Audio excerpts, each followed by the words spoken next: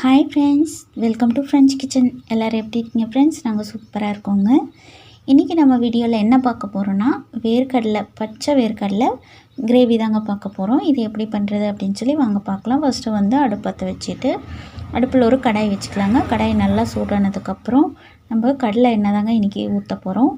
கடலை எண்ணெய் வந்து 2 டேபிள் ஸ்பூன் அளவுக்கு சேர்த்திக்கலாங்க.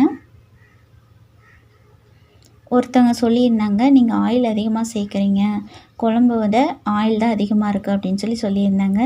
கண்டிப்பாக இல்லைங்க சிஸ்டர், நான் வந்து குழம்புக்கு ஏற்ற மாதிரி தான் ஆயில் சேர்க்குறேன். இந்த அளவுக்கு ஊற்றினா இந்த குழம்பு டேஸ்ட்டாக இருக்கும் அப்படின்றதுனால. இப்போ வந்து தாளிப்புக்கு 1/2 டீஸ்பூன் வெந்தயம் போட்டுக்கலாம், 1/2 டீஸ்பூன் கடுகு போட்டுக்கலாம். கடுகு நல்லா பொரிஞ்சதுக்கப்புறம் 10 பல் பூண்டு பொடியாக கட் பண்ணி போட்டுக்கலாம். அப்புறம் 2 காஞ்ச மிளகா, 1 பச்சை மிளகா 2 உடச்சி போட்டுக்கலாங்க. நான் 2 பெல்லாரி வெங்காயம் எடுத்திருக்கேன், அது வந்து நீல வாக்கில் கட் பண்ணி சேர்த்திருக்கேன்.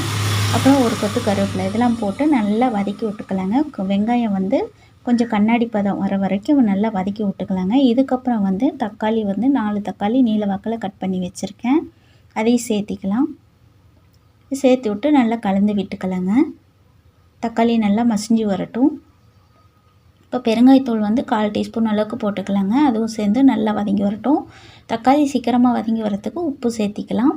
உப்பு வந்து தேவைக்கேற்ப நீங்கள் போட்டுக்கோங்க. இது போட்டு நல்லா கலந்து விட்டுட்டு மூடி போட்டு ஒரு 5 நிமிஷம் மூடி வச்சுக்கலாம்.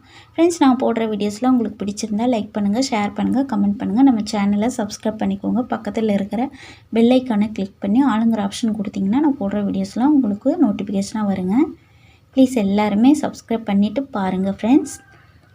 உங்களோட ஆதரவும் சப்போர்ட் இருந்தால் மட்டும்தான் நான் வந்து மேலும் மேலும் வீடியோஸ்லாம் நிறைய போடுறதுக்கு ஒரு என்கரேஜ்மெண்ட்டாக இருக்கும். ப்ளீஸ் எல்லாமே சப்ஸ்கிரைப் பண்ணிவிட்டு பாருங்கள். இப்போ வந்து மசாலா பொருட்கள் என்னென்ன சேர்த்துருக்கோம் அப்படின்னா, மஞ்சத்தூள் 1/4 டீஸ்பூன், அப்புறம் குழம்பு மிளகாய் தூள் 3 டீஸ்பூன் போட்டிருக்கேங்க. இவ்வளோ தான் இதுக்கு வந்து மசாலா பொருட்கள். இதுக்கப்புறம் வந்து நல்லா கலந்து விட்டு இந்த மசாலா வந்து பச்சை வாசனை போகிற வரைக்கும் கலந்து விட்டுட்டு, நான் வந்து 1 கப் அளவுக்கு பச்சை வேர்க்கடலை வேக வச்சு எடுத்து வச்சுருந்தேன், அதையும் சேர்த்திக்கிட்டேங்க. இப்போ சேர்த்தி விட்டு நல்லா கலந்து விட்டுக்கலாம். அது நல்லா கலந்து வதங்கி வந்ததுக்கப்புறம் புளி வந்து ஒரு சின்ன லெமன் சைஸ் அளவுக்கு எடுத்து கரைச்சி வச்சுருந்தேன். நம்ம ஆல்ரெடி தக்காளி போட்டிருக்கோம், அதுலேயும் கொஞ்சம் புளிப்பு இருக்கும். அதனால் நான் சின்ன சைஸு நெல்லிக்காய் அளவுக்கு நான் எடுத்து புளி கரைச்சி வச்சுருந்தேன். அது விட்டு நல்லா கலந்து விட்டுட்டு தண்ணி தேவையான அளவுக்கு விட்டு மூடி போட்டு மூடி வச்சிடலாங்க. இது நல்லா வெந்து வரட்டும்.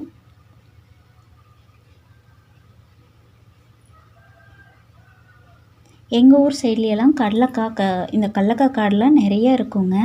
எங்களுக்கு வந்து கடலக்காய் வந்து காசு போட்டு வாங்கணும் அப்படின்றது கிடையாது. எங்களுக்கு ஈஸியாகவே கிடச்சிரும், சும்மாவே கொடுப்பாங்க சில காடுகளில்.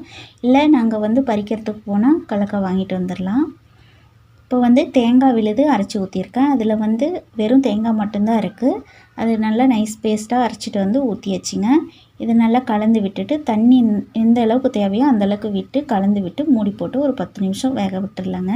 உங்களுக்கு வந்து குழம்பு இன்னும் திக்காக வேணும் அப்படின்னா இன்னும் நல்லா கொதிக்க விட்டுடலாம். நான் வந்து எங்களுக்கு இந்த அளவுக்கு போதும், என்னோடய ஹஸ்பண்டுக்கு வந்து ரொம்பவே திக்காக இருந்தால் பிடிக்காது, கொஞ்சம் தண்ணியாக வேணும். ஸோ அதனால் நான் இந்த ஸ்டேஜில் வந்து ஸ்டவ் ஆஃப் பண்ணிவிட்டு கொத்தமல்லி தழை தூவி உங்களுக்கு எந்த அளவுக்கு வேணுமோ அந்தளவுக்கு நீங்கள் பார்த்து ரெடி பண்ணிக்கலாம். Okay, bye friends, thanks for வாட்சிங்.